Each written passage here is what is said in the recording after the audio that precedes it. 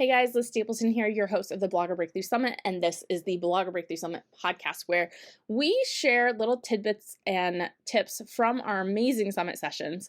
Right now, it hasn't been too long since we wrapped up the 2022 summit, and so this episode is not going to be pulled from one of the summit sessions and our amazing speakers. Those episodes are coming, but it takes some time to produce them.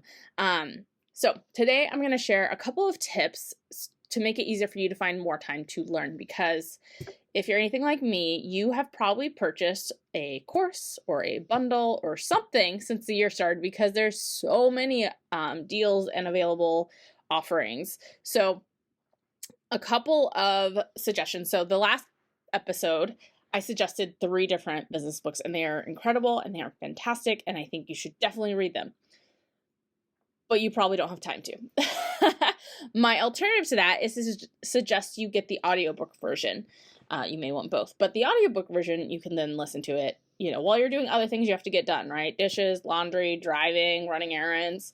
There are so many different ways you can squeeze in an audiobook, and you might even see if your local library has the books you want on audio that you can just download to, I use the Libby app. I think that's pretty common. So consider looking at the audiobook version. I love listening to business books through audio because my brain gets tired, and sometimes I need to just be doing something mindless like the dishes, but also listening helps. So I'm an auditory learner though, so that's part of my thing too. Another tip to make sure there's time is only multitask when it's productive to do so, right? So some parts of the books that I mentioned are real dense, and I would not try to listen to them while doing something else because it's just not going to sink in. So, occasionally it makes sense to multitask, right?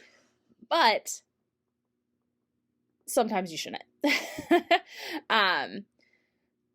So, while you might listen to an audiobook or a podcast, which are great ways while you're out taking a walk, if you want to make more time to learn, stop multitasking in ways that aren't productive.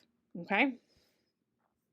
And the last tip I want to give you is I'm going to say time block, but I don't necessarily mean by using time, or energy block, and I'm not super woo-woo, I promise.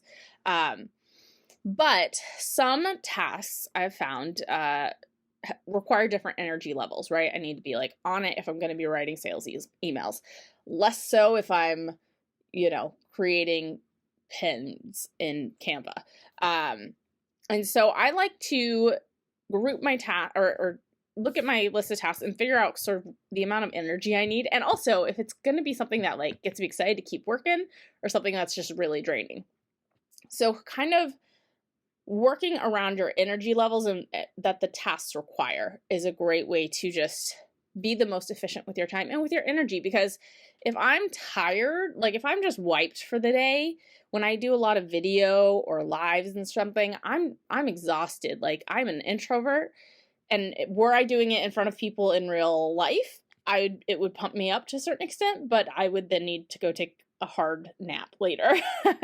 And so if I'm just completely done my brain is mush for the day, I can't do a hard task like writing sales emails.